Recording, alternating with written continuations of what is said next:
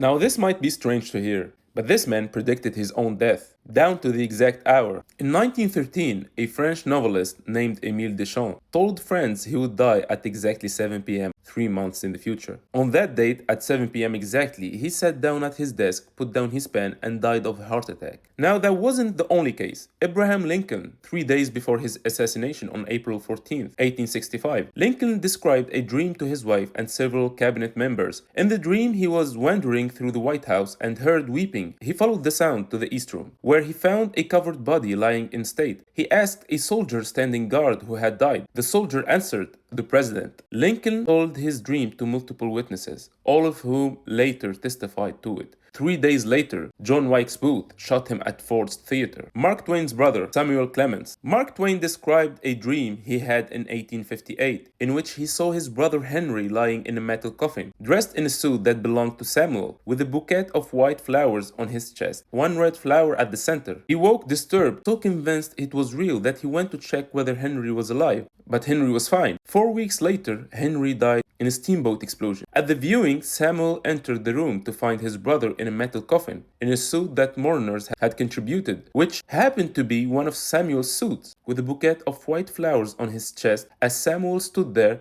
a woman placed a single red rose at the center of the bouquet. Now the science. There are three broad explanations for apparent precognitive dreams. 1. Confirmation bias and selective memory. People have thousands of dreams. They remember the ones that seem to correspond to later events. They forget the thousands that didn't. 2. Pattern recognition. The unconscious mind processes subtle environmental and behavioral signals that the conscious mind misses and constructs a dream that represents the most likely outcome of current conditions, not prediction. Extremely sophisticated extrapolation. But 3. Something we don't understand about time, consciousness, or causality. The third option is the most uncomfortable one. Quantum mechanics. Specifically, the interpretations that treat the wave function as real allow for certain information to be accessible across time in ways that classical physics does not permit it. The physicist Roger Penrose has proposed that consciousness might involve quantum processes in microtubules within neurons, and quantum systems can exhibit correlations across time as well as space.